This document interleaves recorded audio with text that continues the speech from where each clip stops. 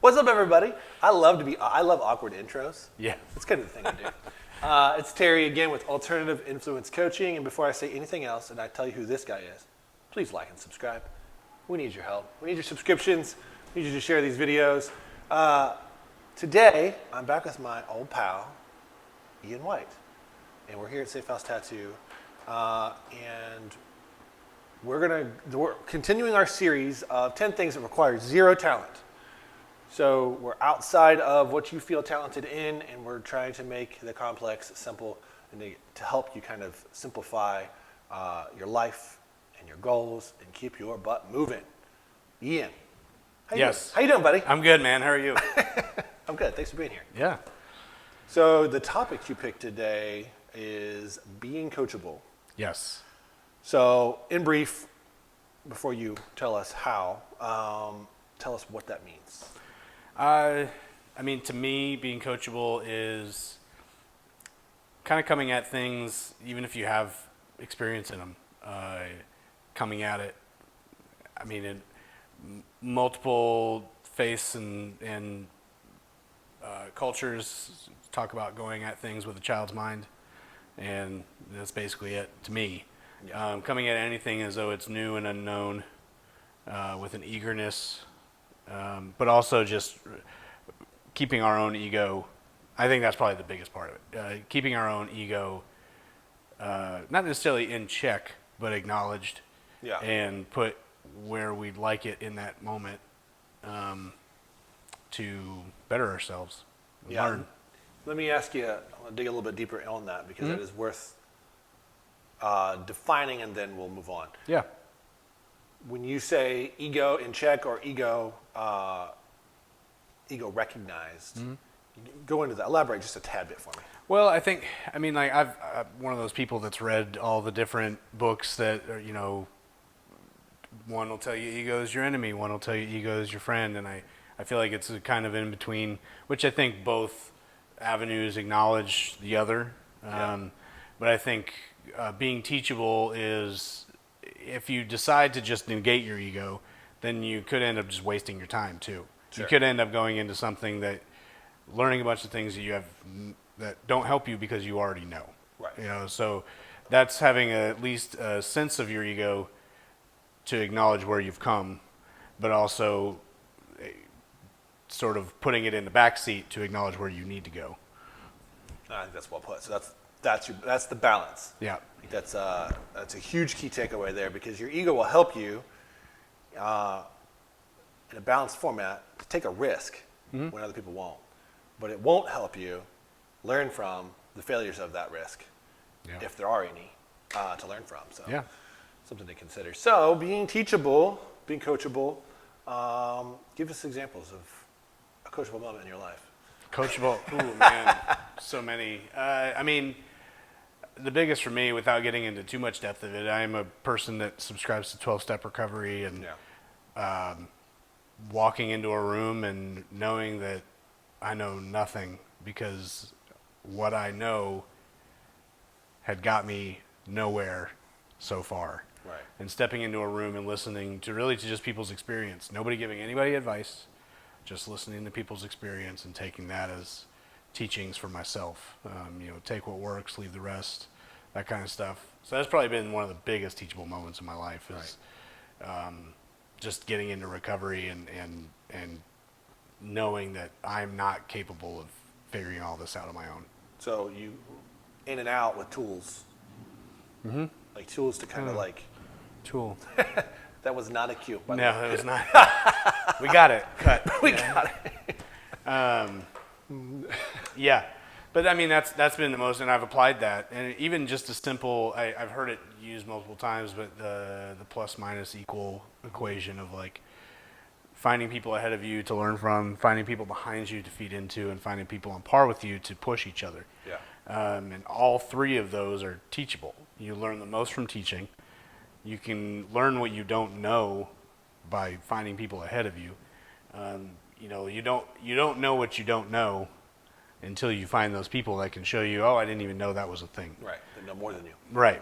And then also you don't even know necessarily your capabilities until you've got that person next to you that's going like, oh no, you're way better than what you think you are, or you could make that leap. So it's like teachability is like 360 degrees. Yeah. You know, I think I got on a tangent there. I'm not sure if that actually answered what you asked No, me. it 100% answers it. Yeah, it's like, well, that's the toolbox, right? Yeah. When you talk about tools, you came in and out of your 12-step experience with, you know, some tools to help you unpack situations. Yeah. And build relationships. And I love that plus minus equals. I don't know that I knew that's what that meant until right now. But I have those people in my life. Yeah. You're one of them. You have those people in your Same. life that you recognize, and oftentimes they're not. It's not like they're out there. Especially people that know more than you, they're smarter than you. They're not out there like, I'm smarter than Terry. One of these days he's going to come ask me. They're typically on their own path, and I like an arrow. I want to run after that person and learn from them. To make those moves and to get smarter. Yeah. So yeah, I 100% love that. So let me ask you this question. Yeah. You might be you're the first dad that I've had on here talking about these things. I would love to go back through and talk to parents in general. How do you teach that to your kids? Ooh, boy. What's your plan? Because your kids are still little. My kids are still little. There's also a lot of like my own sort of background that I'm having to like reevaluate with it. So it's probably, I mean, I'm having to be teachable, but I'm almost being taught by my kids. Yeah. Things, I have a 5-year-old and a 3-year-old, and, behavioral this or that's that come up, and it's like, do we spank, do we not? Do we do timeouts or do we not? Do we let them eat McDonald's or do we not? It's all those things. Yeah. And right now it's both for everything of them. And because we've just been learning, I didn't have really a father figure to teach me any of these things. So a lot of it is me kind of flailing around, just like, okay, I got starting from scratch. Yeah. So the places I'm pulling from are a little more abstract, but also really, I'm trying to think how to put it. I pull from like other fathers that I know, fathers and mothers that I know, including, my wife, my mother-in-law, my mother, but also like neighbors and things like that.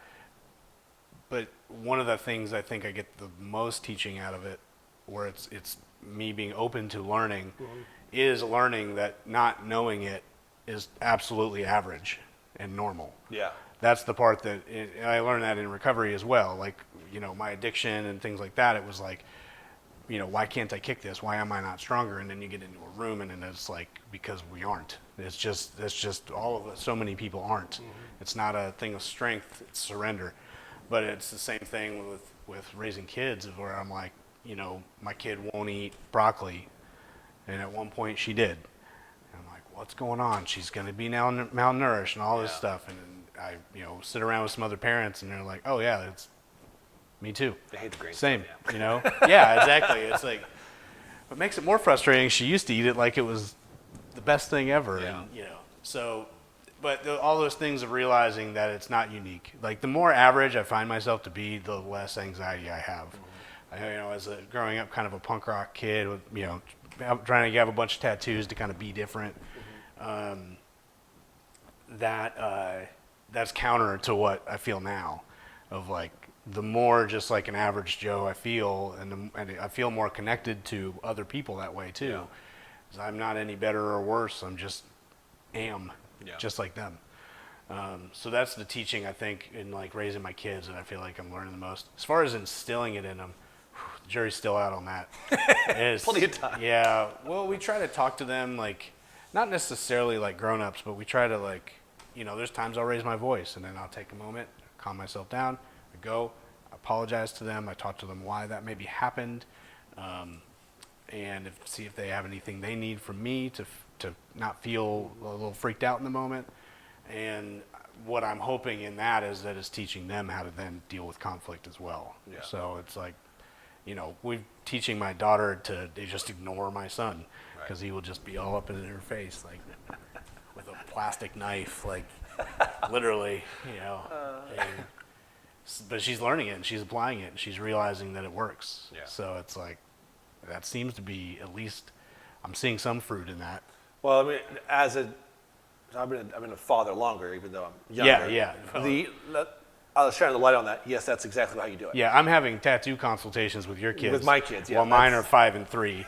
So it's, So my kids are doing. So you're right to do that. Treat them like adults as much as you can. yeah. Because they're smarter than you think they are. Oh, yeah. And I know that Yeah. sounds terrible. Like, that's the epiphany, right? Yeah. Like, they are, like, you were raised differently. I mean, I know I was. I was talked down to a little bit. You know, there was a lot more. It was a heavier hand at my house. A lot more do this because I said so. And I remember itching to know the why.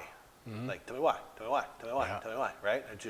That's the punk rock kid in us. Oh, yeah. So now I lead with the why. And if I don't have a why, I don't have anything. There's nothing to stand on. Yeah. So that's changed the way I parent. And Yeah. And pulling and trying not to pull from fear. We're on another. I feel like we just went to parent town here. Yeah. Oh, dude. There's times I've raised my voice and I see because it's like everything's going on and the only thing I can do in the moment is just be like, stop, you know, and I get loud for a second and I can see the look in my kid's face and I'm like, I don't want to cause that face to happen. Yeah. You know, and it's like, I don't want to lead with fear. I don't want to be like, stay out of the kitchen because dad will freak out. Mm-hmm. It's like, I want him to be like, stay out of the kitchen because dad says it's dangerous. Right. You know? Because I know the why. Yeah. Yeah, and we're talking about our kids because we're talking about being childlike. Yeah. That's what being coachable is. Like you're submitting, you're humbling yourself to the larger mind in the room, considering everybody to be equal. Yeah. And learning from every situation out there. So, yeah, that's good. I appreciate that. Yeah. No better way to find out about your own little flaws than raise kids. Rearing some children. Yeah. So. We're gonna leave you right here. I'm gonna interview Ian again on another subject along this series. So catch that video. And in the meantime, how can everyone find you? Safe House Tattoo. Safe House Tattoo at Safe House Tattoo, and then my personal one is at Art by Ian White. And you're teaching art classes here soon, yeah? Soon, yeah. I got gonna start teaching some oil painting classes again come January, I think. Nice. So if you're in Nashville, yeah, holler at your boy. Or close by. Yeah, or close by. Yeah. Thanks for watching the video. And in the show notes, you'll find a link to Safe House Tattoo so you can check out all of their cool stuff. And you'll see a link to our new e-course, a Failures Guide e-course. We took the book and we made it a course so that hopefully you'll learn that you should be teachable from this video and then maybe go learn something. Yeah. Just throwing it out there. All right, guys. Thank you, and we'll see you soon.